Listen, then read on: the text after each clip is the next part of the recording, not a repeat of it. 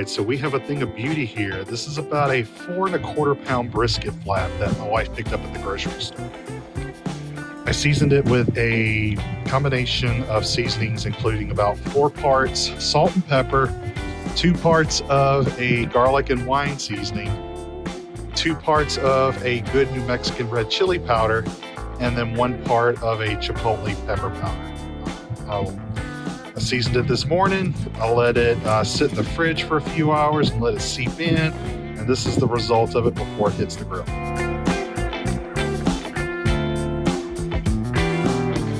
This is gonna be the things that provide me my smoke. I'm a big fan of Mojo Bricks. They have a really fantastic product. So I'm gonna use a combination of their hickory and their cherry today.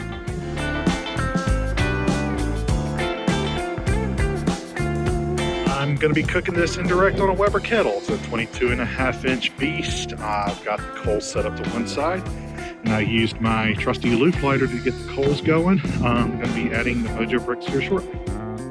Alrighty, we've got the Mojo Bricks on. Didn't want to put them directly over the wood. It'll start catching fire, as you can see here. I'm going to get the brisket on here in just a second. Alrighty, brisket just went on, and I am cooking with this fat side down because primarily the heat source is underneath the brisket, so I want to use that as a little bit of a shield. Alrighty, she's in a smoke bath now.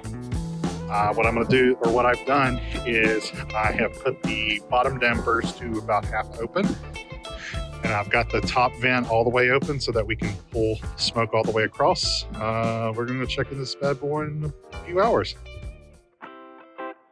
So when you're cooking barbecue, one of the things that you want to make sure of is that you have a nice clean fire.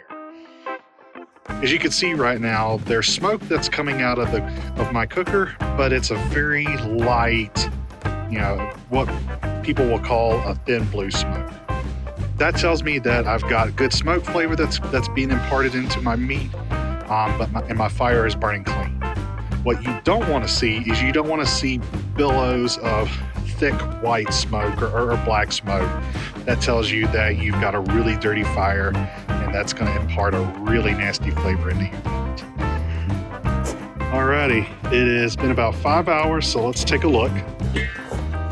It's got a nice looking bark on it. Let's take a look at what the internal temperature of this is going to say. We're going to measure in about the thickest part. 185, 188, 189. I'm gonna go ahead and call this done. So here you can see the finished product that we just sliced up. Man, this looks juicy. This looks really, really good. Can't wait to see how this tastes.